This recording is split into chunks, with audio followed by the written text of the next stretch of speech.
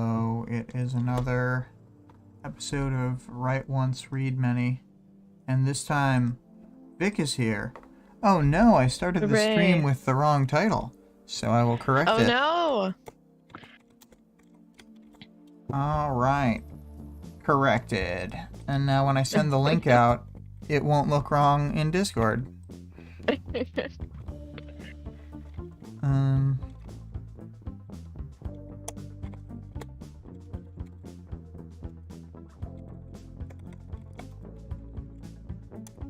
Okay, I have it pulled up.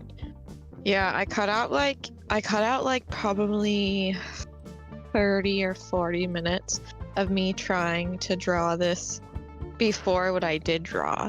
But I've seen, okay, so people on TikTok especially will do these like really strange collage style where they'll basically like hyperimpose another character or like maybe like a realistic version of a character like onto the character silhouette. So I was trying to Alexandria that on top of Wonder Woman in a realistic collage fashion, but Wonder Woman.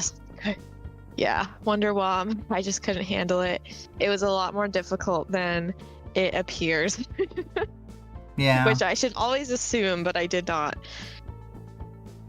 Yeah, it's kind of funny how you ended up making her kind of Magneto-ish. Yeah. But yeah, no, I like the end product. Regardless, I know it may have been disappointed from your standpoint, but yeah, it's fine. It's fine. I was just like, oh my god, like this isn't what I wanted to make, but it was like I was in too deep. But she's fine. She's cute. The end product I do feel like looks good. I think that at the very, very end I changed the like the colors to I guess more of like a pinky teal version of what it is right now. And that I feel like made it for me. I think it was too red, white, and blue originally, and like maybe that was part of what was throwing me off, because she's not a red, white, and blue girly. I was about to use the word girly. Yeah. She's no Hannah. Although I think that she and Hannah are like similar age bracket. I know that like theoretically Alexandria is supposed to be one of the oldest, but like I think that Miss Militia is one of the only parahumans who triggered before Alexandria. Yeah. Like stupid early. She definitely was one of the OGs. And I don't know, I was finding some interesting like I don't think that they mentioned it this chapter, but the Wikipedia said that she like stopped aging after a certain point, which I did not remember at all. I guess I just thought that she was like still kind of young and hot because she's just like that. I forget how like when they talk about it, but I think that like that's one of those things that my brain is like, yeah, that's true about Alexandria, but I don't know where to attribute that to. Yeah, also, I we haven't said remember at hey all back to Greg forever, so just wanted to say hey to Greg. Hey Greg. But yeah. Oh, and also her visor is definitely an interesting choice. It seems like pre-Siberian attack, she had a helmet that covered one of her eyes, and then post-Siberian attack, she has a helmet that does not cover her eye. No, what? That doesn't sound right. I think she covers her eyes more. No, not. I mean, I shouldn't trust the wiki, but not according to the wiki. She changes into this more Spartan-like helmet. And yeah, okay, you're right. The metal visor covers the upper half of her face early on, and then yes, and then she transitions after. Yeah, switches.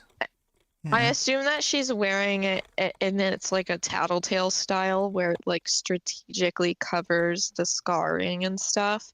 So to make it like less obvious that she has ever gone through anything in her life. Well, it's weird. Oh, well, definitely yes, but it's weird because it does not. I'm like searching. The word helmet comes up like one time, um, and it's Legends helmet camera. Oh, and there's the final product. So anybody I who's mostly just listening, kaboom. yeah. I think that they describe it when they're looking at the Alexandria lunchbox. Ah, yeah. Um. Well, I think that you're right about it becoming the Spartan one. It just sort of didn't occur to me, but you're right. It goes from Well, it's like super backwards for no yeah. reason. It's really confusing, but maybe they're like, well, they'll be able to see her eyes and they'll double because like they leave a scar there, I think. Yeah. Yeah, she does It's have like a scar multiple and layers of masks because it's like she has a fake scar.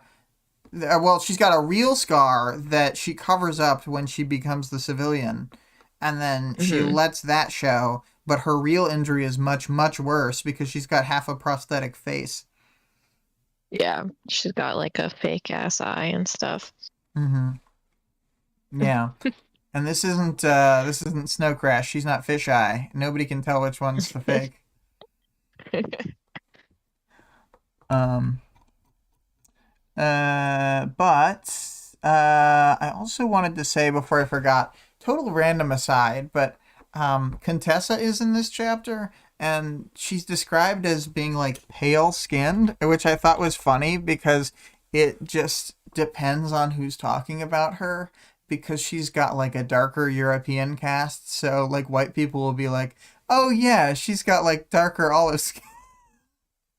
Yeah, but Alexandria is like this white bitch. Yeah. Um, Contessa with the schoolgirl get up. Yeah. yeah. I was trying so hard to give Alexandria a skirt that doesn't look like a fucking schoolgirl skirt because unfortunately I usually like go and draw inspiration from other people's like artworks before I like settle on a design. Nobody includes a skirt on her. Hmm. Literally none of the art.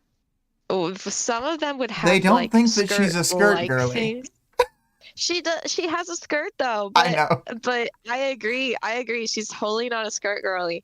And with her outfit, like wearing an all black bodysuit and then the knee-high boots and then a skirt on top of that is weird. Like you can do one or the other. You can do the boots with the skin tight, or you can do the skirt with the boots, in my opinion. But I don't know. She's just wilding out here. Hmm. Their crazy ass costume. Nonsensical. Yeah, yeah. Going wild. Just what a what a maniac. As an audience participation reminder, the questions are Alexandria did nothing wrong? And do you think the doctor was right that they gained more heroes than losses by leaving Siberian active? Um, so those are something to think about until the end when we That's talk about them. something crazy to think about. Hmm. I put a couple themes here. I'm sure there's a million themes in this chapter, but I put eroding morals as time passes. Maybe values instead of morals. Whatever word you want to use. I think that Yeah, that's yeah, yeah. clearly I think I think morals is proper. it's like meant to show the ultra speed. This is the Taylor speed run because we're seeing 30 years in one chapter. Yeah. Um, and then becoming jaded. I'm sure that that seems similar, but I thought that it was worth noting. It is like I don't know. Oh, Alexandria. Also, I feel like a notable theme is like is life the end goal? Because she's kind of put in a situation where life is the most important thing to her, and then she kind of makes that decision for other people later. Yeah, yeah. It's, hmm. Hmm. Hmm. As eroding morals and such. Yeah, yeah. I gotta take off my headset for like 1 second, but then I'll put it back Okay. on. And I'll still be in talk range. But I noticed that the curtains were open and I just had to close them or I'd get distracted the whole time. Yeah, those bastards with their curtains. Alright. I'm fully back. All right, should I get into it? Yes. We start out with a young 1986. Oh my gosh, the Middle Ages. A young Rebecca does not appreciate the sympathy of doctors and other strangers as she lay sick in the hospital dying from some kind of cancer. I don't remember if she says what kind. Death She's cancer. kind of, yeah, she's got cancer. And she's honestly kind of relieved to realize that she's dying so that she doesn't have to keep going through chemo, but is kind of annoyed that her mom and the doctors aren't actually communicating to her that she's dying. She's just picking up on it from their vibes. You know what So when she her says mom to herself in her heart, though, is that you can't spell chemo without emo. she is an emo queen, honestly. When her mom leaves the room, she lays in the hospital bed and cries silently while looking out the window at a McDonald's, thinking about all the things she's gonna miss out on in her life. This part's so Just sad. I know it's like really. She's like, oh, I'm never gonna be able to go to McDonald's and kiss a boy and live my life, and You know it's I don't that know. It's just you know that John Green book that they made the movie out of with Cancel yeah. Ogort in it? Um, Mm-hmm. well, I mean, this is like this is the speed run of that. Like they made me feel like that book, but this fast. Yeah, it was pretty a pretty quick version of Fault in Our Oh my Stars. God, Greg is right. She'll never be able to eat hot chip again. She'll never be able to charge the phone or lie. It's just so oh no, she's gonna have so much opportunity to lie in life. Don't Yeah. worry. Don't you worry. Plus, they develop phones Um, faster in this universe, so she's gonna get to charge their phone. well, she begins sobbing from how sad she is and how much pain she's in, and it just makes the pain hurt worse. And she hears a voice behind her offer her some morphine. This is exactly what I would want in this moment, too. Rebecca turns around to see who's there, and she sees a black woman in doctor's garb and a light-skinned teenage girl in a school uniform. Rebecca does not recognize these people and starts asking questions, and the doctor hushes her and tells her that she's here to make an offer she can't refuse. She doesn't phrase it Rebecca's like that, like, but you don't even go here. yeah, you didn't go here.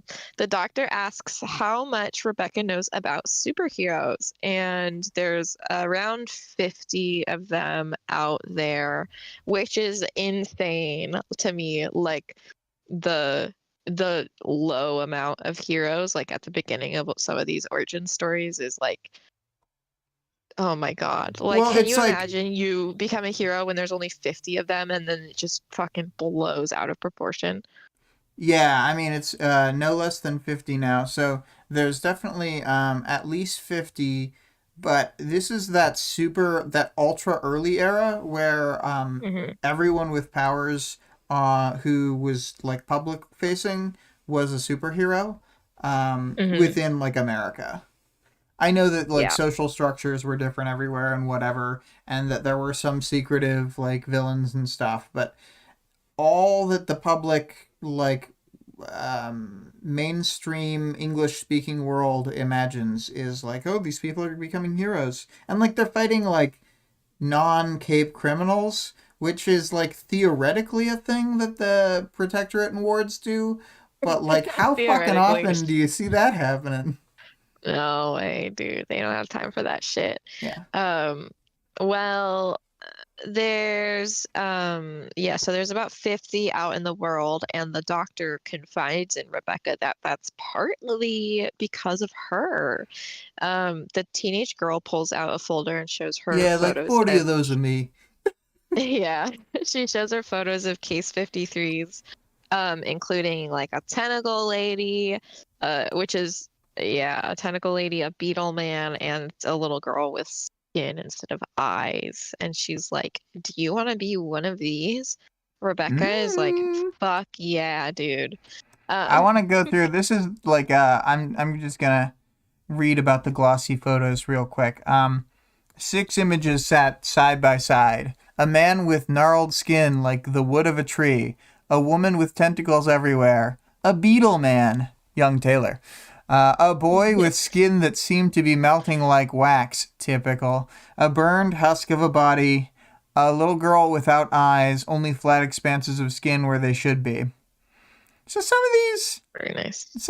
I mean, I gotta tell you, if she has a perception power, no eyeballs is probably the least bad one. Yeah, no eyeballs isn't that bad. It seemed like maybe they pointedly showed a specific type of people who weren't like, I mean, a Gregor situation isn't ideal, but sorry, when I say Gregor, I meant Gregor from um Kafka, not our Not Gregor. Gregor the snail. But yeah, like Gregor the snail is kind of in a worse situation than Gregor the beetle, in my opinion. Well, what I'm thinking Um, of personally is that I don't think that they pulled their punches. I just think that they already Contessa knew that she'd agree even if she saw the ones that they had preloaded. mm, Because like they definitely show her a pretty bad one, a skin melting like wax, and burned yeah, yeah, husk of yeah, a that one is body really bad. where she's like possibly pre-dead. Unclear what kind of person it was. So the doctor explains that only 1 in 7 of these cases succeed, 2 of them dying and 4 of them suffering unfortunate effects, such as those in the folder. And Rebecca is the lucky winner of one of her formulas. Included in Ding the ding ding ding prize ding. is that a successful formula consumption also heals the body of any illness, such as cancer. Rebecca thinks to herself that even with all of the physical effects that could happen to her, she would accept this. Like, even if there wasn't the slim 1 in 7 chance of no negative physical effects, I she do would have want to still point out taken the deal. the one psychological trick here is that she shows 6 pictures. It's an out of 7 success fail rate where 2 of them died, the specific burned body and melted skin, the other 4 changed, and she's hinting, you'll be the lucky number 7. You're lucky number 7. Oh my gosh. Greg says Gregor the beetle and Gregor the snail sound like a delightful comedy duo. Yeah, it's Gregor and Gregor. Oh, and They're just like ultra depressing. before I forget it, uh, she says about how she'd want to do it even if she would definitely become. She says, if it was just this, if you were offering to save my life and make me one of the monsters, I'd still accept. And with the argument that da da da da da, she is does become a monster later, then I mean that is an easy framing of this event. You know. True, true. So after taking the formula, Rebecca feels and looks perfectly healthy. It like seems like she even like was revitalized in visual ways, like the way she describes looking at herself, like she gained some of the weight back or whatever, which is interesting. Yeah, her body But healed she itself up to a more like usable state. Yeah. But she feels a certain lightness, and her eyes and mind are sharper than ever. She realizes that her brain has greatly changed and improved. I think she says something about like driving a scooter versus a Ferrari or something like Yeah, that. bicycle to Ferrari, yeah. Yeah. It's also funny She the asks, change happens to her like at the stroke of midnight because it mhm. changes the date with a page break between her drinking the formula and then her having the powers. Oh, yeah, that's interesting. I ignored a lot of the date breaks except for like for context. I was like, Hmm. I don't really care what the fuck month it is. Um, but she asks the doctor what her power is, and the doctor is like, well, I can't predict the results yet.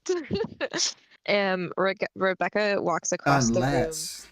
the building, and begins floating in the air, and the doctor tells her she owes them Ooh. 2 years of service. Then she can decide if she wants to stay with the doctor and her schoolgirl. Hmm. Um, The so next 2 years later, the next go scene ahead. is May 1st, so it's May Day, which is, of course, Labor holiday. So Hmm. it's important that she's getting her union together. Yeah, she definitely is. So on May Day, 2 years later, young Alexandria is being introduced to Legend, Hero, and Idolin. Legend seems pretty, well, they all seem pretty tentative, but Legend specifically says, she's really young, and also she's wearing an all black costume, like some kind of villain. Alexandria jokes that it's easier to get the blood out, but he doesn't like get her deadpan humor. So everyone's just kind of uncomfortable. The doctor prompts Alexandria to offer up her proposal, and Alexandria explains that villains and people with natural trigger events are quickly going to overwhelm the heroes in numbers. She predicts 10 to 1, which is probably fair. Alexandria proposes that they form a team to try to take control of the situation. And Legend's like, well, how's this going to be different than the other teams that have been being formed? And Alexandria says they'll give the people what they want. Government regulation. Oh my God. I'll outbrain them, she says. Will out pander them. They're all like, this sounds like a horrible idea. But Alexandria is confident in her plan, especially as one of the, I think it's an 8-step plan, is to get herself placed into a seat of government as her civilian self. Hero and And Legend are Hero's like, like, you sound pretty suspicious. yeah, they're like, that's really fucked up and manipulative. And Alexandria asks him to just think about it, just consider it, and look at all these And pamphlets you that I want to you prepared. want to know his response to all that is just, okay, Okay. I'll be the Um, leader. Fine. the doctor says that there's one more thing she'd like to share, and then shows off a blind and deaf boy that she has accrued. And Mm. he can open portals pretty much anywhere they want. So this is definitely going to help with their meetups now that they're a team. And the Mm-hmm, mm-hmm. doctor will now have a new base on another Earth. It's not Harder to Earth. attack.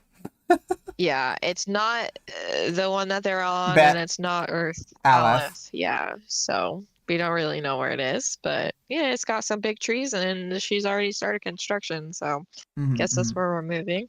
Well, it But is after in the it is in Africa, despite whatever world it's in. So the big old trees are some native trees to the southern hemisphere. mm, nice. I think they're Okay, on the so Ivory Coast.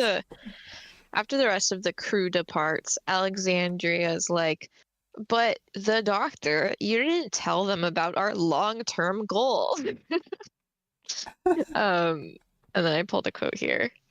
I'll handle the projected issues on my side of things. Just need to find the right individual. Someone I can groom, perhaps. All right, doctor. As if you haven't already groomed 3 children, like in this very chapter. So, real quick, I'm trying to see which is the first time she has number man. Mm, I believe he's let's in see this here. scene Yeah, with. he's at the start of this scene. So, Yeah. Number Man has already like changed identities at this point, and it's only 1988. That's funny. So there's like already been the stuff with Jack and things. Yeah, so like that is already like being covered up, I guess, and that's like the OG team because yeah, anyway, not to get too far into that. Yeah. Okay. So a few years later, Alexandria is on site when the Endbringer Behemoth emerges. Oh my gosh. So they did end up forming the Protectorate, and the Protectorate had arrived to do some earthquakes shit. But then this 45-foot tall magna monster came out of the ground, and that was crazy. Behemoth just like as soon as he emerges, just like immediately murks this guy. He roars, and then it seems like the roar sets off a blast that like cuts him to shit with sand and stuff. And then he incinerates him with his fingy. He just points toward him and he just blows the fuck up. So Yeah, that's the first he also it's like the first that lightnings a we've seen guy from pretty early Behemoth. on. Yeah. And then Um, Alexandria with her big, really big brain is all like, he's only got one power actually, guys. What a nerd. I know. That's what I said. Alexandria uses her super brain to determine that he's a dynakinetic with no Manton limitation, but wrongfully assumes he's a natural born parahuman.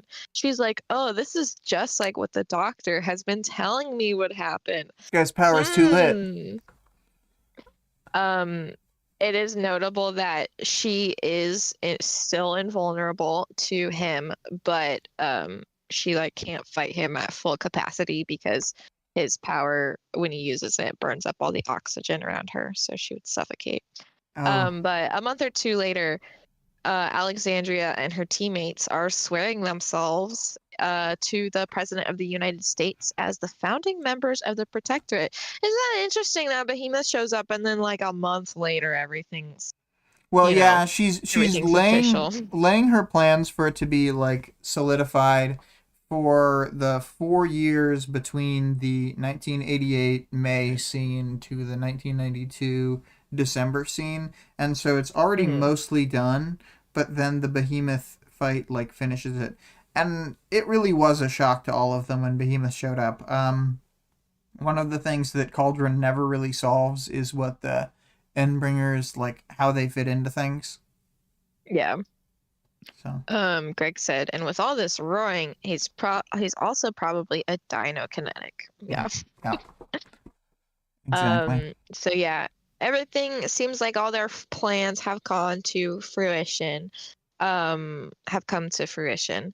But unfortunately, we remember that there is a particularly nasty fight with the Protectorate, and Siberian. But they have a We good get to 7.5 years with Hero.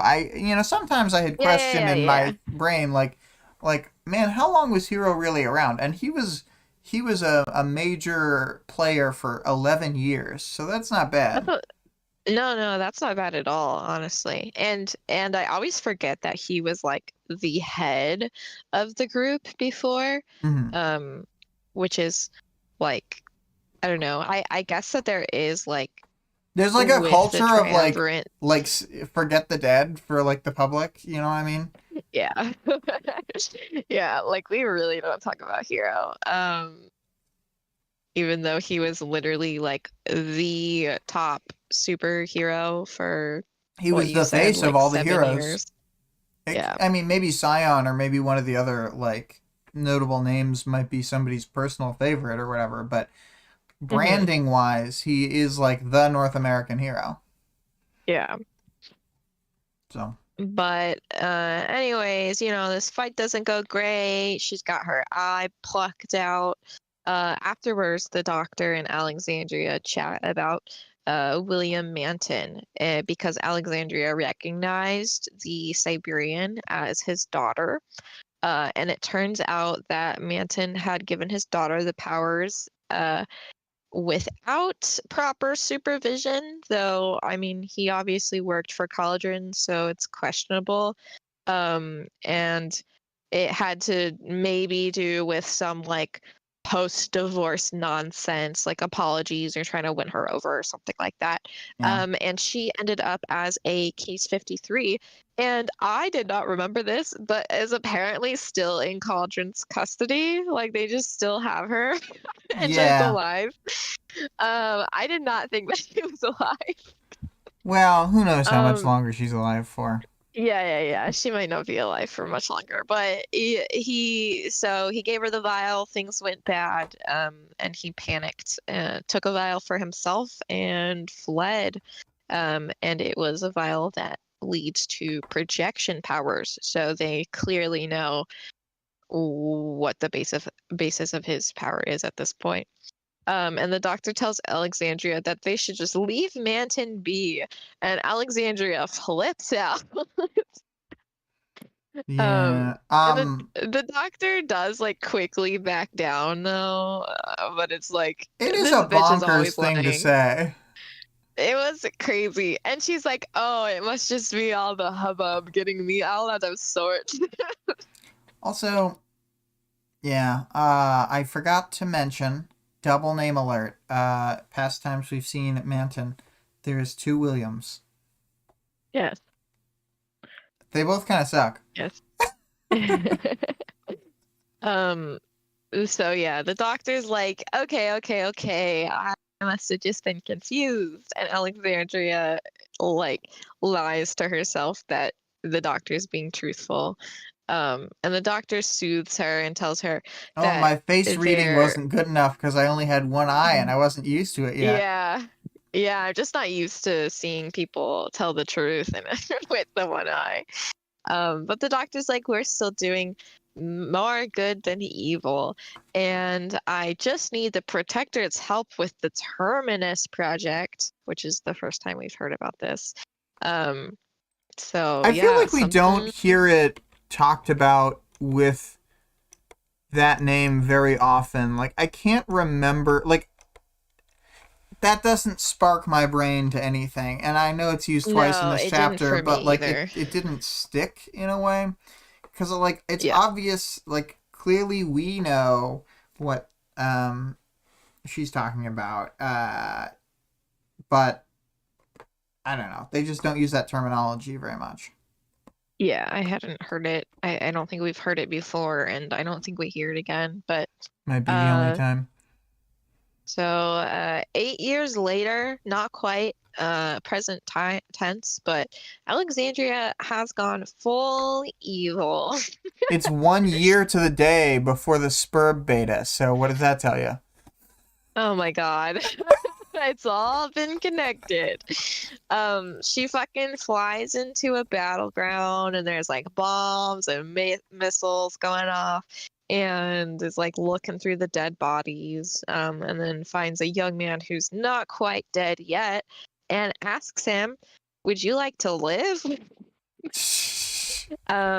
He asks her if she's an angel and she's like, Nah, dog. Fuck no. Nah, dog. I'm just some evil lady." But yeah, he does want to live. So she carries him into Cauldron's laboratory. And I have a quote here. Just a sec. I'm looking back. 30 cells filled with subjects. 31 now. The cells didn't appear to have doors, but the individuals within were all too aware of the dangers of stepping beyond the perimeters of their cells, or of trying to harass Alexandria as she strode by. Alexandria.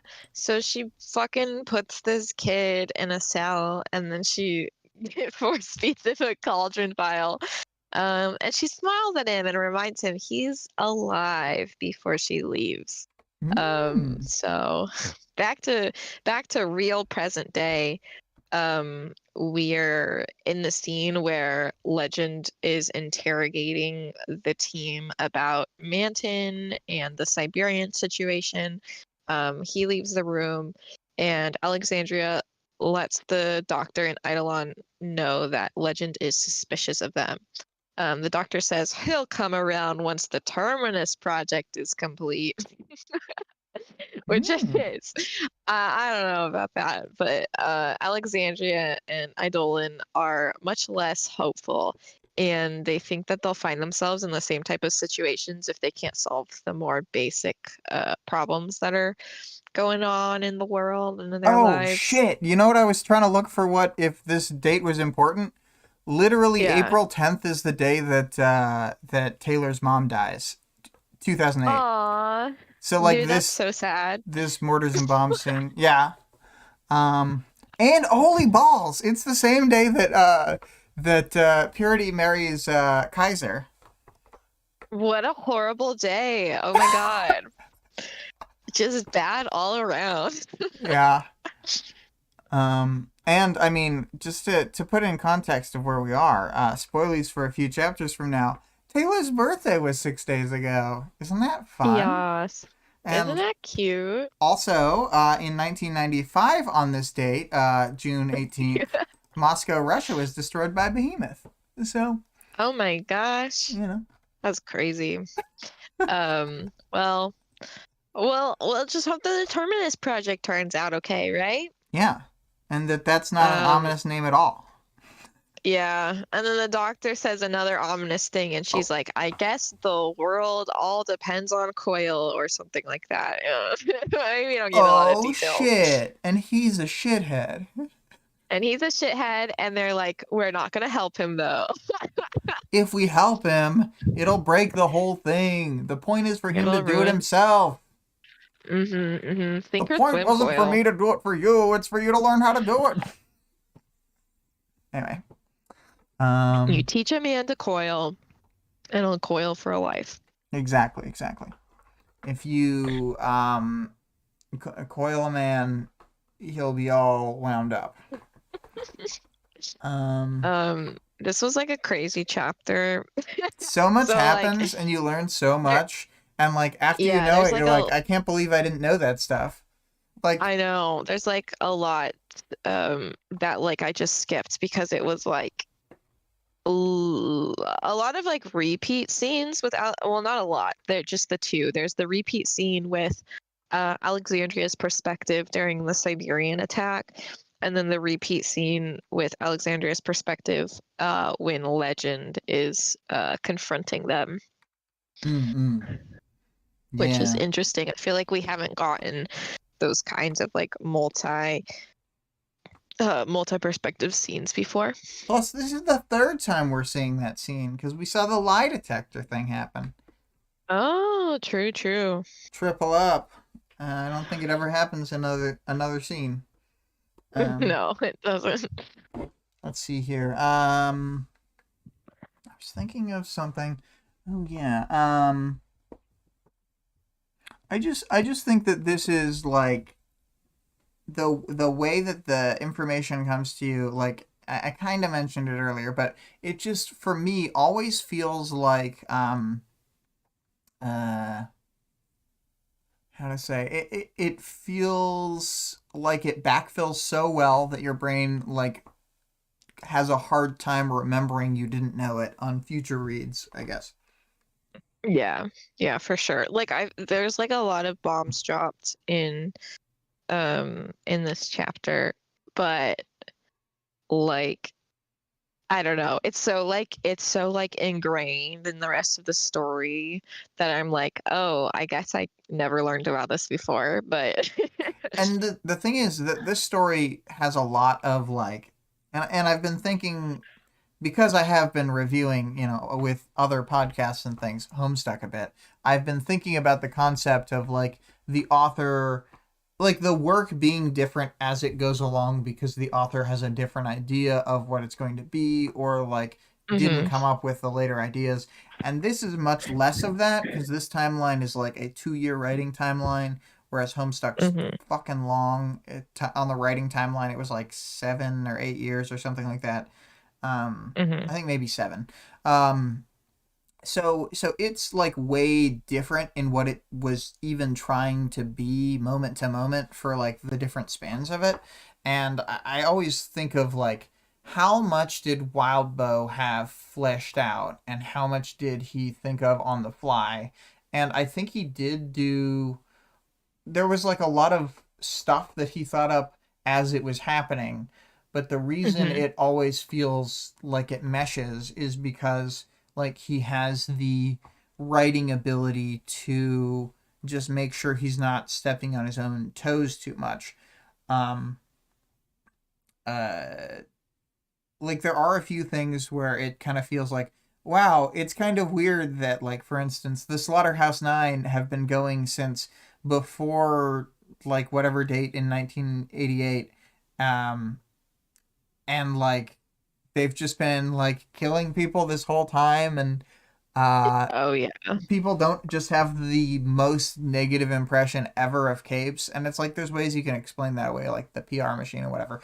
But a few of those elements do still feel a bit like unpolished in my mind. It just is a little unbelievable that they've been around for like the whole time.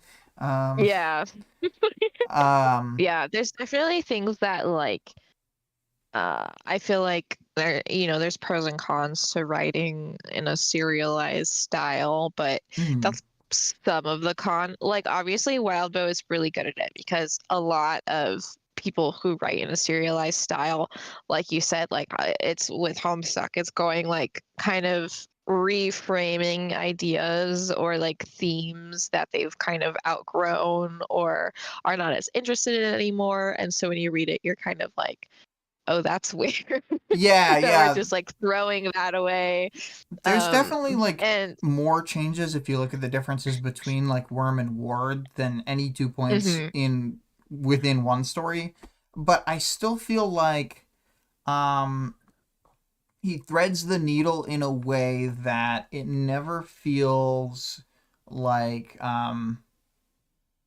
it never gives me that thing where at the beginning of Homestuck I'm like, clearly these things are meant to be glib jokes, and then later it's like taking the concepts of like little moments super super seriously, and it's like Yeah. that kind of weird tonal whiplash never happens in these stories, and I'm glad for that. But that's kind of like the just the like adeptness at filling in, because maybe he doesn't always know that powers are weird dimensional things, but it feels like he Hmm. did.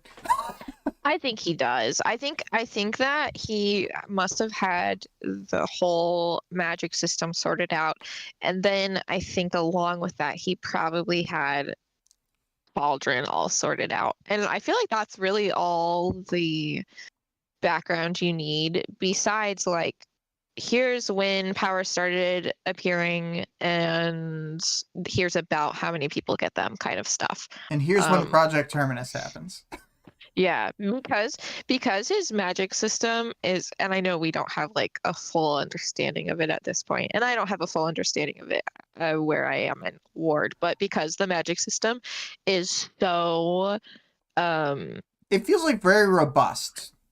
it's so robust and it's so like not just sciency mumbo jumbo. Like I feel like it's based in like real scientific ideas um that I think probably made the world like so much easier to go off of and to drop these little hints because he understands the basis of how the powers work. Yeah, And but like just the way that uh, his brain works when I hear him talk about like one like the things that make me think about this most are when he was talking about how he came up with Grey Boy's power, one of the founding mhm, members of the Slaughterhouse Nine, and his power he was like, what is the scariest time power I can come up with?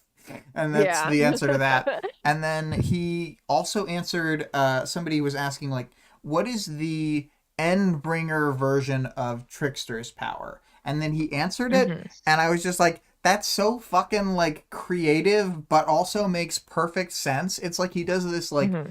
thing where he comes up with something totally creative, but as soon as you've heard it, it's just in there, and you're like, yeah, of course it was that way. It had to be that way. Like, Yeah.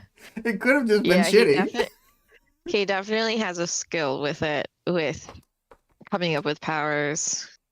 Yeah, and I don't know. I sometimes I feel like I heap too much praise, and I'm just like kind of an Uber fan, but it's like I don't know. I definitely can say when I think there were like weak moments or whatever. Um, Yeah. so I don't I think think it's we do too enough bad. insulting, honestly. Yeah, yeah. If Wildbow ever hears this program, I hope that you know that you're my favorite author. So however much clowning is ever done on you, we think you're pretty cool. I don't know. Speak for yourself. Vic is very hard to please. I'm hard to please. This is just fine. Yeah, this book is just fine. Um, Um, do you have any other chapter thoughts? um, um, I think it's really Was good this how a it opens and was this a ends with. bonus? Yeah, this was a bonus interlude. Another like crazy thing to think about of like, what if this chapter just Oh my didn't God. exist? It's just like What chapter just didn't bonkers. happen? Yeah. But anyway, so I really like how it starts and ends the same way. It starts with her, and I know other people pointed this out, which is the main reason I always think about it. But it's the poisoned with smiles on their faces, and then she ends by being the administrator of poison with smile on her face. Mm-hmm. Um, so yeah, that's good. I think that this one is like an all timer. This is one of the chapters because I wanted to send Scarlett 4 chapters in this section of the story between arcs 15 and 16. This was one of the Mm-hmm. chapters because I thought like this is a standalone like short story practically.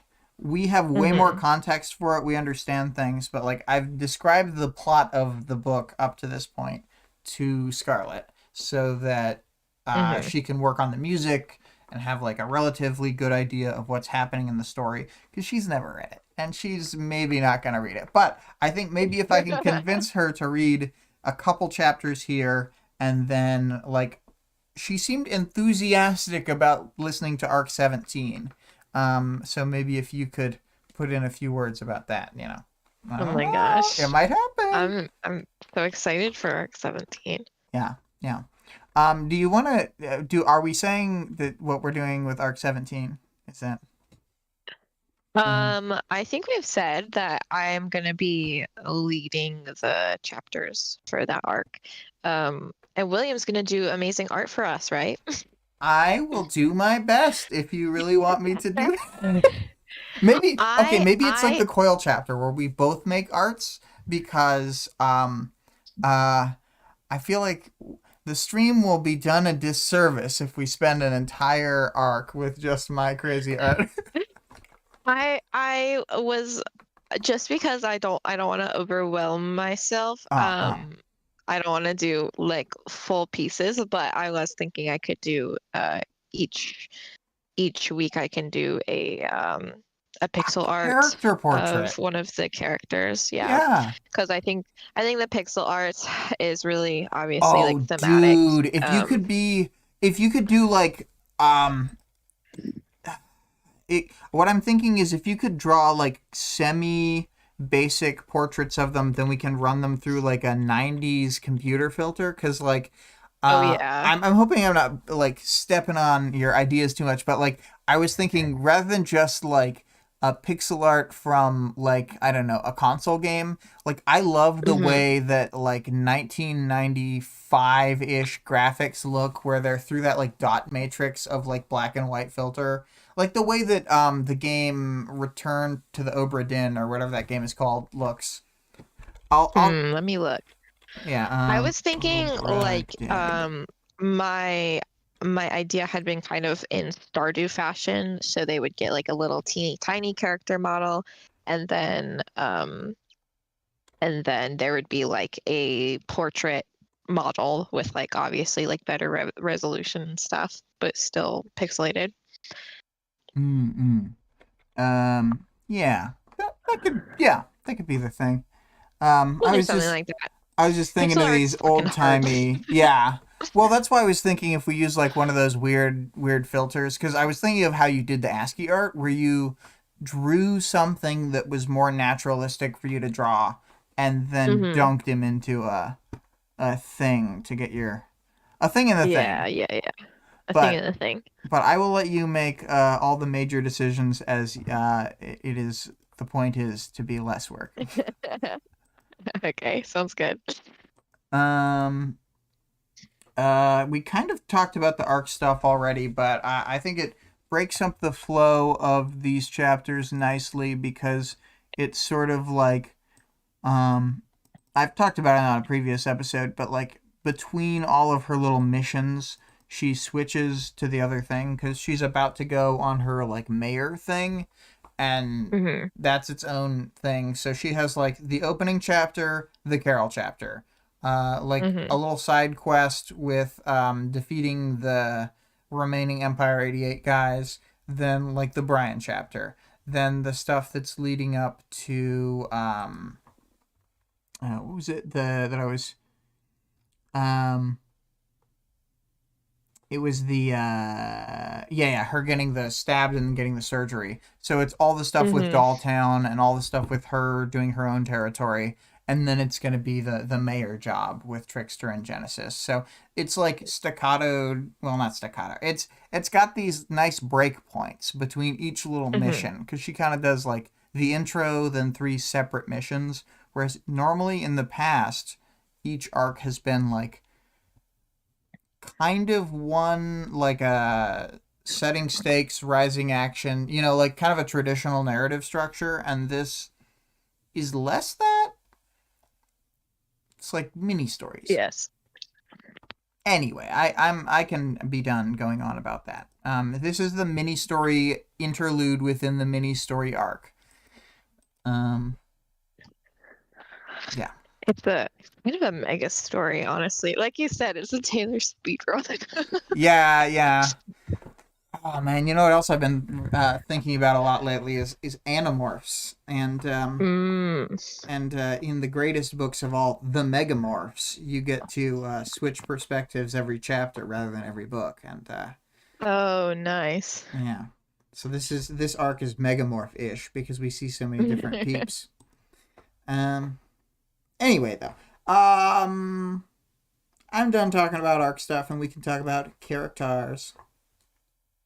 We can talk about the Doctor and Company. So, the Doctor, she is she's been here from the beginning. I feel like when I first read the Jamie chapter, I didn't necessarily think that the Doctor was running things. You thought she was But like, one of the many scientists, much as the yeah. doctor who administers the formula to Jamie is one of many scientists. Yeah, or maybe like higher up on the food chain or whatever, but Right. like not the person, but like clearly she's the person. Yeah, Like she's more or she, less top. So, yeah, she's been doing this shit from the beginning since what year is this now? Since 1986. So Cauldron has been around for a while, and so is the Doctor. We finally get Contessa named, which is the woman that is always next to the Doctor, and I find that interesting. Like we took so fucking long to meet her. yeah. Legend didn't know her name for whatever reason, and I think it kind of disproves Legend's assumption that Contessa is there like just to fight them. Um, because obviously she was toting her around like pretty early stages, and Contessa already had her powers at that point. So, Yeah, and we something just to more point out maternal like going on there. we know based on what she said that it was like she's already been going around by the time she talks Yeah, to Alexandria. Also, yeah. yeah, I did check the Um, timeline. Hannah triggers a year before Rebecca. Kaboom. okay, very cool. And she's very young. She's like 6 or 7 when she triggers. They don't say how old Rebecca is in this chapter. I assume I got the she's like impression she's like 11 or 12. 12-ish. Yeah. I don't Yeah. know. I I feel think like they don't 12 is say. the right age to be like I'm never gonna get to like kiss a boy or eat McDonald's again. You know, Yeah, and like that's it why does she'd seem be like. unconfident when she's like 14 and saying, I actually want to start the protectorate. I actually want to be part of the government, and trick everybody into thinking I'm two separate people, and I have an 8-stage plan laid out. Dude, she's so crazy. I guess we can talk. We can talk about Alexandria primarily. Yeah, let's do it. Oh, just to, I know I keep going back to the timeline, but I do think it's very interesting.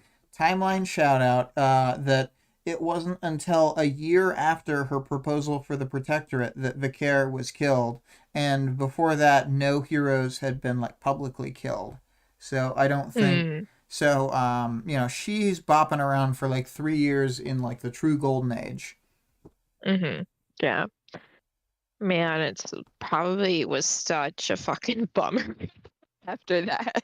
Yeah, but the crazy thing is that like in and again the one thing my brain always sticks out, and I'm like, is the S9 timeline. They started in 1987, so like a year before they were trying to do their protectorate shit, um, Mm-hmm.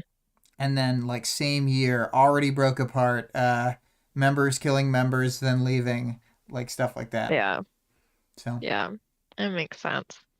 Um, Alexandria is, I don't even know what to say about her. She's fucking crazy. I mean, she's not really, like, she's pretty level-headed, but she chose to become a monster versus dying of cancer.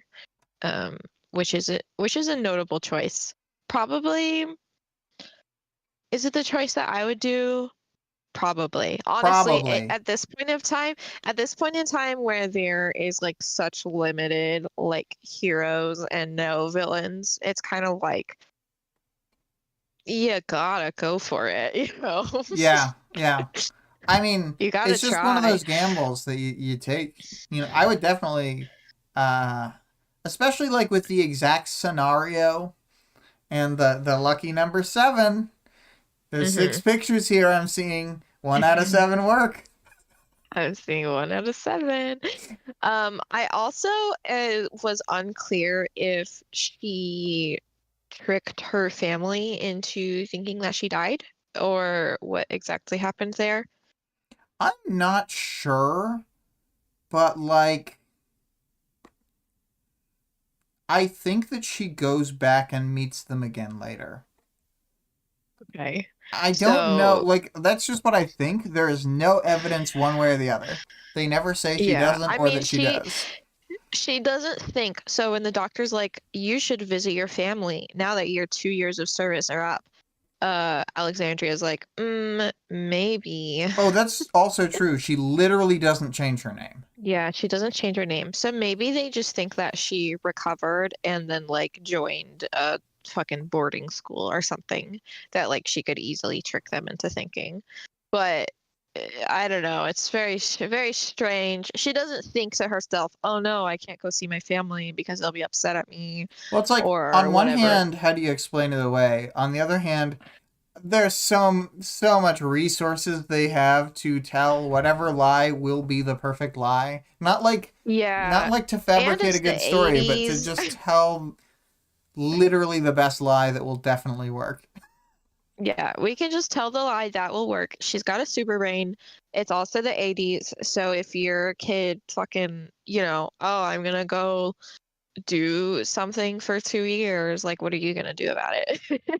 Yeah, yeah. Are you gonna stop them? You're gonna like keep tabs on them online? No, no. Um,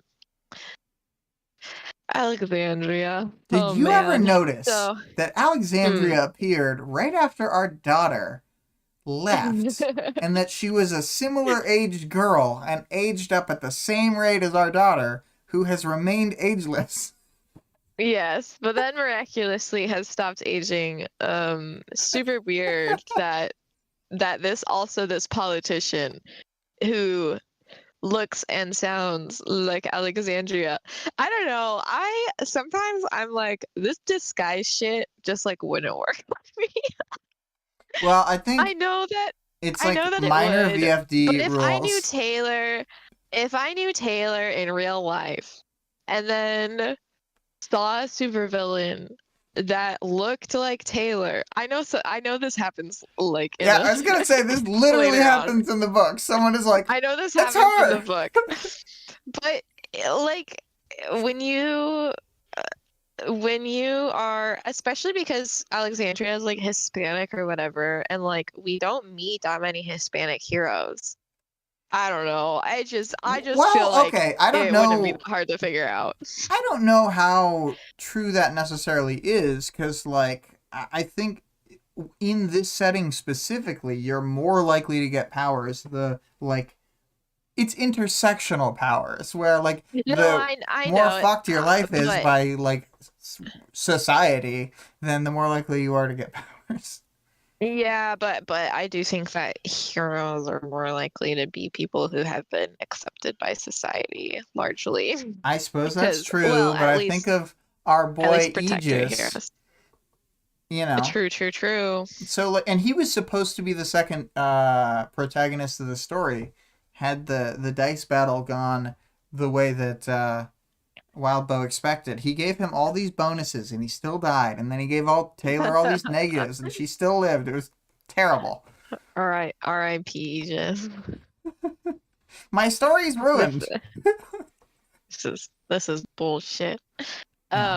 What else do I have to say about Alexandria? She makes one joke in this entire chapter, and it's when she's like, haha, easier to get the blood out of my costume. She doesn't even say she's joking. She says it deadpan, and then like nobody reacts. But I assume that she was goofing. Yeah, and she's still Um, all idealistic like all those years later in 2000. So like after being a cape for 14 years, and then she gets all hard inside after Hero dies. yeah, it's a little sad. She definitely will like she'll like tell so her relationship with the doctor seems like it's gotten like more contentious as time has gone on, but also like she's still doing everything she says, I was gonna but say she'll like be it's like, momentarily contentious, but it seems yeah, like after she accepts that thing with the Siberian, then she's kind of done. She doesn't like. I think that she's fully, if not she's bought like giving in, up. like yeah, given up kind of, but bought in ish. You know what I mean? Yeah. I don't know. Alexandria, she's interesting. Like in this chapter, we don't hear a lot about how she feels about people, in a way that we typically do in interludes. I feel like you kind of learn more about people's relationships and dynamics and like how they function in those aspects. But Alexandria kind of doesn't give a shit about anyone else. Well, the problem is this is such a lore dump. I do think that she Yeah, cares about yeah, like her teammates because of stuff she says in other chapters. Like I don't think it's yeah. just a facade when she in a later chapter is like waxing poetic about her dead teammates. I think that that's very serious and that she's like Yeah. just utilizing that those emotions she has to just continue her like flow in the moment. But like I do think that she is probably like I don't know because when like Legend also talks about her later, then like it sounds like she's just got more going on. I just think that in a way she got shortchanged by this chapter having so much like Yeah. lore density. Yeah, that's true. That's true. Do you have anything else to say about Alexandria? About Alexandria specifically, she's awesome. I love her. We're gonna get married actually. Um, I forgot to give you an invite, but I will be getting that to Man, you. that's crazy. Um, I'd be so triggered if you actually forgot to give me an invite. Well, This is sometimes bullshit. we've learned recently that I sometimes forget to tell you important things, and then it can be Oh a my fun god. shock later. Yeah. Um, Um, oh, Alexandria. I'm sure we'll have more to say. But back to Doctor and Company. Sorry, I totally derailed us and started talking about them first. Because I was mm, so excited that Contessa has a name because it's so annoying to be like the sharply dressed woman. Because she doesn't have like later on she'll wear a fedora and I would be happy to call her Fedora Lady, but she hasn't worn a fedora yet. she's like a member of the Midnight Crew. She's got like pinstripe suits and a really specific hat. You're gonna cause Vale to read It's a disaster. Vale, you don't have to read to read Homestuck. Homestuck. It's much better to listen to the podcast Homestuck Made This I World. think I think we should be doing uh a Homestuck read along thing. Book club. I Homestuck mean, club. maybe. Um as we mentioned, Number Man is there. He's like a Greg's reaction younger. to your idea. Oh no, oh no. He's like a young man right now, right? Number Man is. Um, Yeah, Number Man has barely broken out of tween and gotten to teen. He's edgy as yeah. fuck, and he loves numbers. Um, Doormaker. This is our first intro to Doormaker. He's been in scenes before. He Just kind of opened that standing door in the for background. Legend in Yeah, he Legends opens interlude. anytime there's a random ass portal that leads to Cauldron, that's Doormaker. And he's deaf and blind, and the doctor described it as in exchange for comfort that he's offering his services. I wonder who the fuck did this to him though.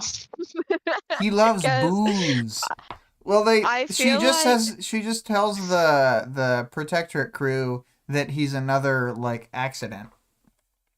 Which yeah, like which he is is. probably He's true, I but think like, he's number 8. I think he's one of their first 8 test subjects. Cuz oh they man. like dunked him and um I think that Legend it was either Legend or Hero. Whichever one of them is David. Oh, Keith is Mm-hmm. Legend, right? Or no. Yeah, it's not. Keith Keith is Senior Legend's is husband. Legend. Anyway. Keith is their kid.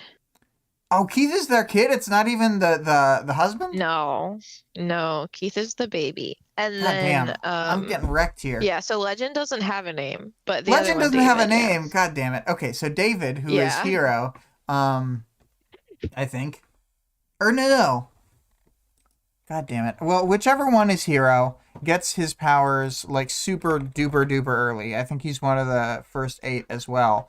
And then Mm-hmm. you get the others later. It's not for a couple years Nice. that you get Alexandria. We know Eidolon's story from later in the book from flashback is Mm-hmm. so yeah. It's so convenient that there are flashbacks in these stories, so I can be like, yeah, we see from that person later, but maybe it's a flashback. But maybe, yeah. Maybe. Does the doctor have anyone else she's toting around right now? It's just Contessa, Number Man, Doormaker. That's her main crew for the I think most of the story. I think don't admit it, but I think they already have the custodian. Okay. Who is because the custodian is implied in the like the thing that will happen to you if you step outside the cell. Yes. They So do imply. So there's another guy, but we haven't seen them. yeah, Yeah. a young woman of sorts. Um, let's see here though.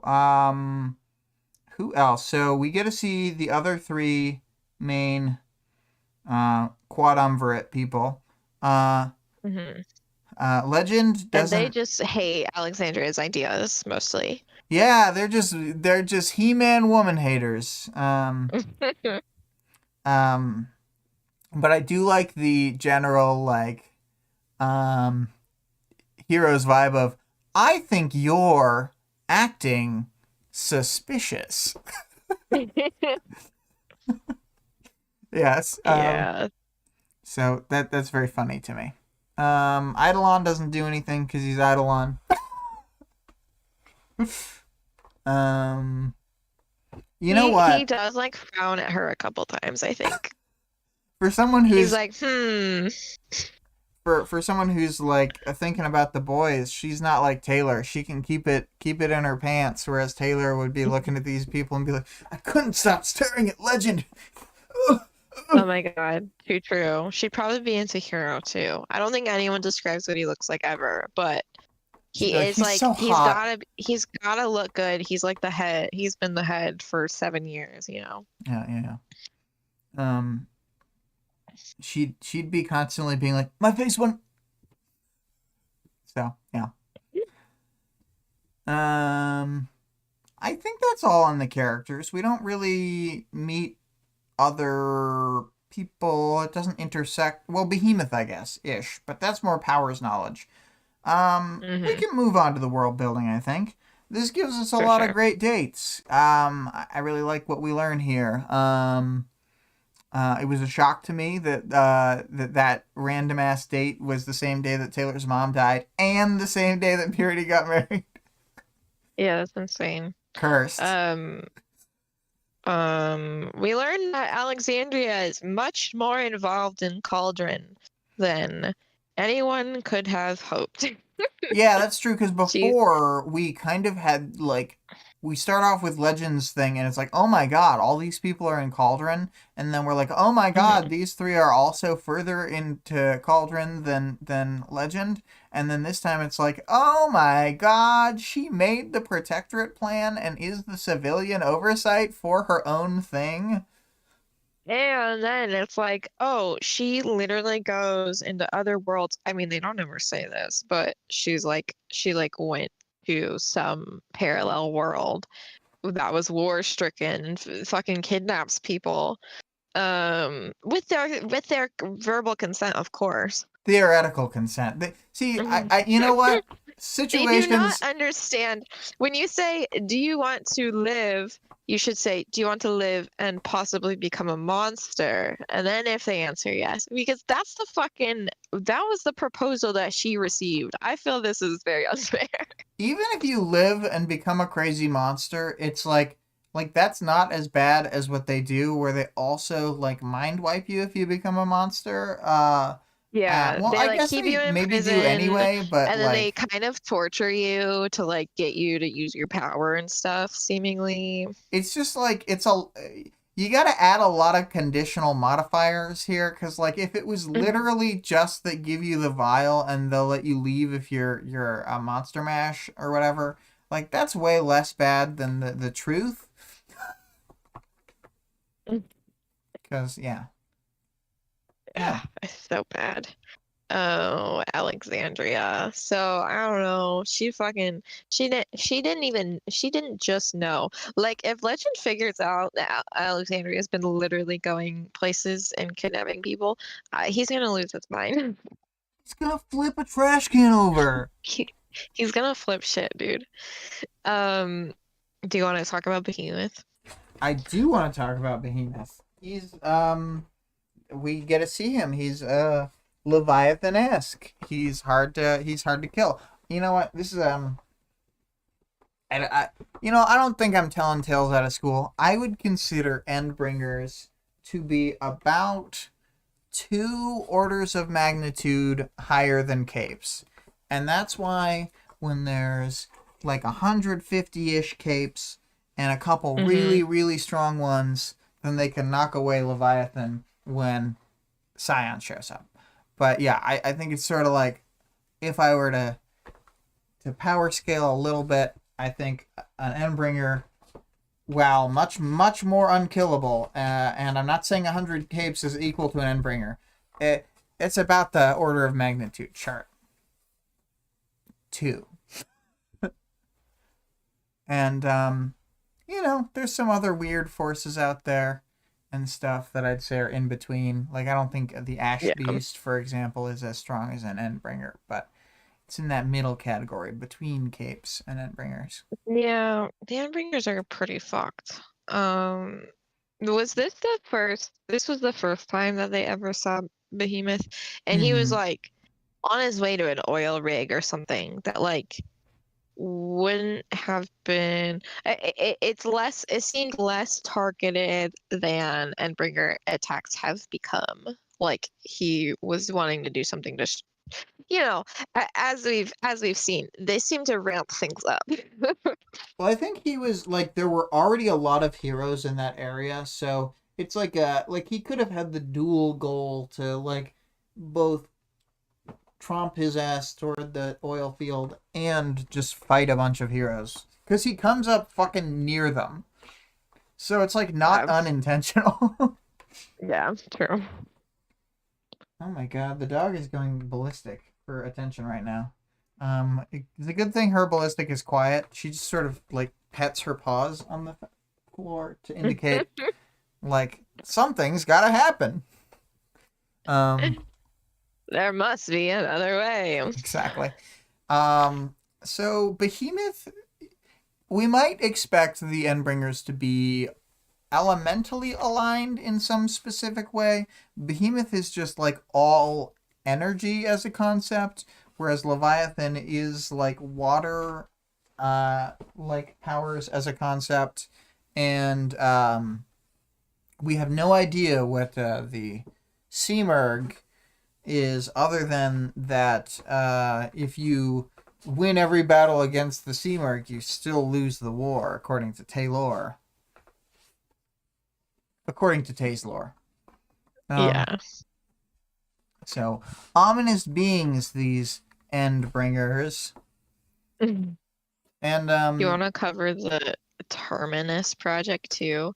Dude, that's so. I really don't think that they ever use that phrase again. I do not recognize that terminology, and I've listened to this story a bunch of times. I mean, it might show up again at some point, but, like, at the point that it's relevant and people are all like, the thing itself is happening, then they don't call it that. So, we'll see. Maybe we'll keep a Terminus watch. If it keeps happening, we'll be like, God damn it, we were wrong. It just isn't catchy. It just isn't. It just isn't that. Yeah. The bonus will be, who is your favorite of the quadumvirate? I kind of like. I mean, obviously I like Legend because he's like sweet, but I kind of love Eidolon because he looks like an old man dressed up as Eidolon for Halloween. I really like Eidolon's chapter, and I think his some of the stuff that we get to see him do is pretty lit. Um, but I'd have to go, and Hero just doesn't get enough screen time. We do see him in a flashback or two again talking with his talkie voice, and he seems pretty cool and all. But getting to the main two, the runoff, it's like I really like Legend, and I think he's dope, and he does a lot of stuff, even like later into the story, than anybody else, and like into the events of Ward and stuff. He's going around, he's doing the things. So he's a very relevant character. But Alexandria is like the goat. I think that she's the ultimate character out of those four for me. So yes, we have at least different answers. That's good. I was worried that we were both gonna say something like Legend's cool, but Alexandria's. Anyway. Alexandria is just a little bit too immoral and not in a fun way for my preference. If she was a little bit more like crazy, then I could definitely see her being one of my favorites. What I could see is, you know what? If I was to argue this to myself, I feel like I could easily sway myself. I'm gonna say Legend is my favorite and Alexandria is my second favorite, because I was just thinking like there's one really good Alexandria like section, and she is acting all crazy the whole time and not doing. She's doing the most. She's not doing what I would do, but she is indeed doing the most. Um, when I think of that versus some of the later Legend stuff, I'm like, okay, Legend, you could be on the team. Um, all right. Moving on into the audience participation, I know that we only have one answer from Greg, but we'll pad it out with me and you's answers so that there's threes. So Greg says 15.Z. Number 1. I'm a sucker for those stories that drop the protagonist into hopelessness, a quiet despair so crushing that it breaks something inside them, and they'll grasp at anything that offers even the dimmest ray of hope. This is a crucible that forges monsters and heroes. And Alexandria is both. I do think she's trying to do good, but she no longer has the perspective to understand the horrors that she is perpetrating. This interlude is great, and it breaks my heart, and I love it. It's one of my favorites. And then to move on to Victoria's answer to the first question, Alexandria did nothing wrong? Kind of. She kind of did nothing wrong. Look. If she wasn't directly flying around, kidnapping people, putting them in jail cells, and then feeding them cauldron vials, this would be a lot easier for you to argue. Then she did nothing wrong, okay? Mm-hmm. But because that's literally like Dolan's in a very similar situation to her, but I don't think that he's doing that. Yeah. He's not going around kidnapping people, right? Yeah, I don't think so. I think that's just Alexandria. No. It's just Alexandria. I think that if she weren't doing that, then she would be totally fine. And she the way that she doesn't compare what she's doing to what the doctor did for her, saving her life. She compares what she's doing to what the chemo doctors did. Yeah, to what the chemo doctors were doing, which she was very, very unhappy with the ramifications of the chemo and the fact that, yes, she was technically still alive, but, it wasn't worth it. So she clearly knows that this is wrong. Yeah. So I think that if everything was the same except for that part, Alexandria did nothing wrong. Yeah. I think, okay, here's my break point. I think it's the thing from the next question of the leaving the Siberian active. I think if she had taken out the Siberian, then that would have, to me, been a much more reasonable point to sort of contend with Cauldron. And I don't think it would have been a messy break. I think they maybe would have used Contessa to convince her to do it or something. But yeah. But I don't know. I just don't. I think that's an error. That's a moment where she could have pushed it back. Siberian. Yeah. But I don't know if she's been in a situation where, I mean, honestly, they could have killed her if she put her brain power towards it. Yeah. She could just fly around really fast and look for him. And yeah. He has to eat and shit. Yeah, he's around. He's in public, seemingly. I know he's not doing great. She could just do that thing where when you're fast enough and hit hard enough, you can just land on somebody really fast and then leave. I think she could scorch him with no danger to herself. Okay, I forgot. Okay, so if Alexandria let the Siberian be killed and was not kidnapping people from other from other war-stricken continents and such, then she did nothing wrong. Greg says you want her to Bambina Manton. Yeah, that's what I'm saying. I want her to Bambina Manton. Dude, she could just carry around Bambino, fucking drop her on him. Okay, I was thinking about this, and we'll discuss it more when we get to the chapter about Lady. But I thought to myself, like, wait, with the power of just the Triumvirate, I think they actually could fight the Nilbog town, because I think what's her name could just like do the flatten a person and immediately leave and safely like crunch them one by one, and you just have Legend spinning around really fast and zapping anybody who leaves with his ultra lasers, and then you have Eidolon playing cleanup from mid orbit. So I think it could work. I think it would have worked. Definitely should have done it. They were probably doing the cauldron thing, like, leaving Nilbog out there will convince more people to join the...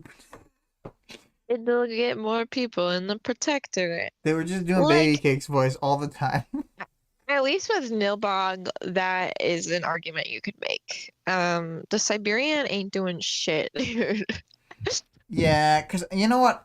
I feel, and obviously Greg has an answer to this, so I'm going to read Greg's answer.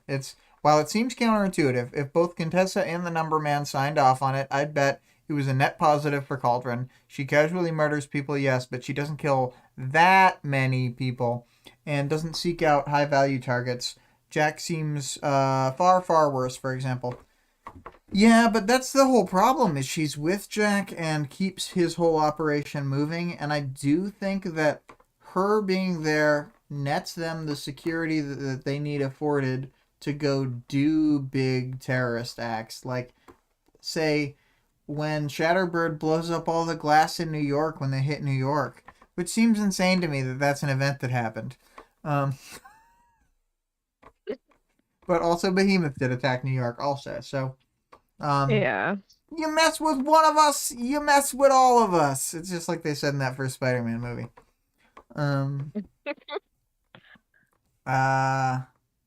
Well, what do you think? Because I personally, like, in the story, maybe they did say, like, Contessa and Number Man, but, like, if I was a prospective hero, feminist icon Shatterbird breaking the glass ceiling, Greg is a wizard of words.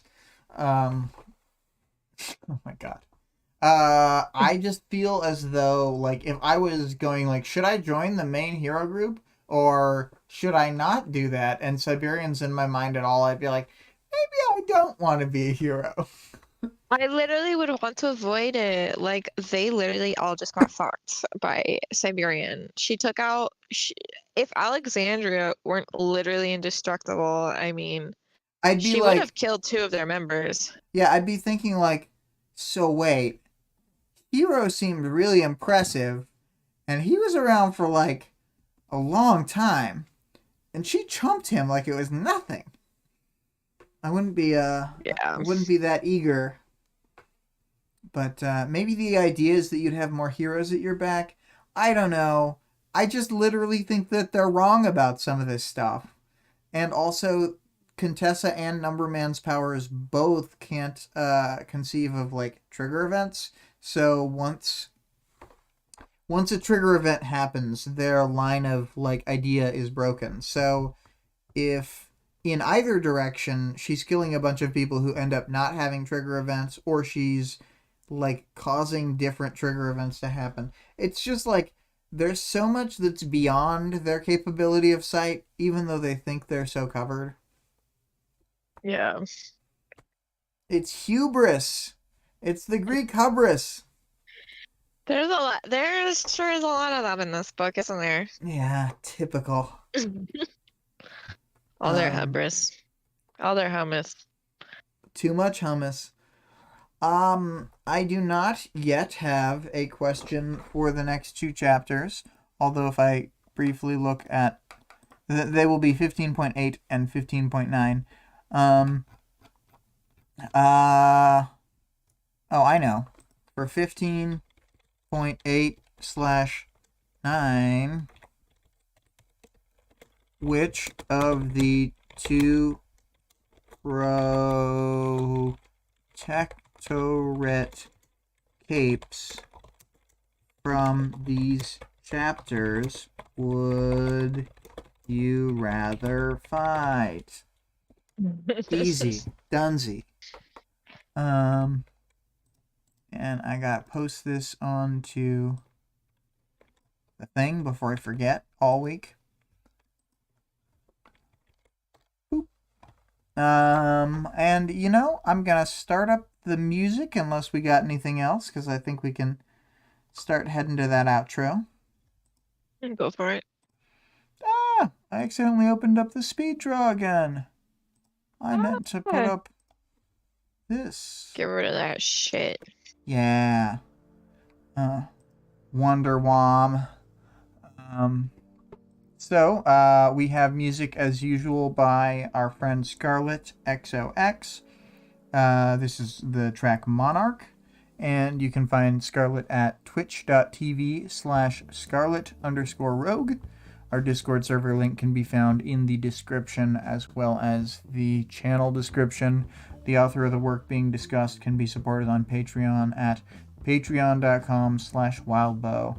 The full text of the work is available for free online at parahumans.wordpress.com, and there's also a fan-made audiobook of the entire work at audioworm.rain-online.org. Pretty easy to say. Yeah, you got any final goodbyes? Goodbye. Goodbye.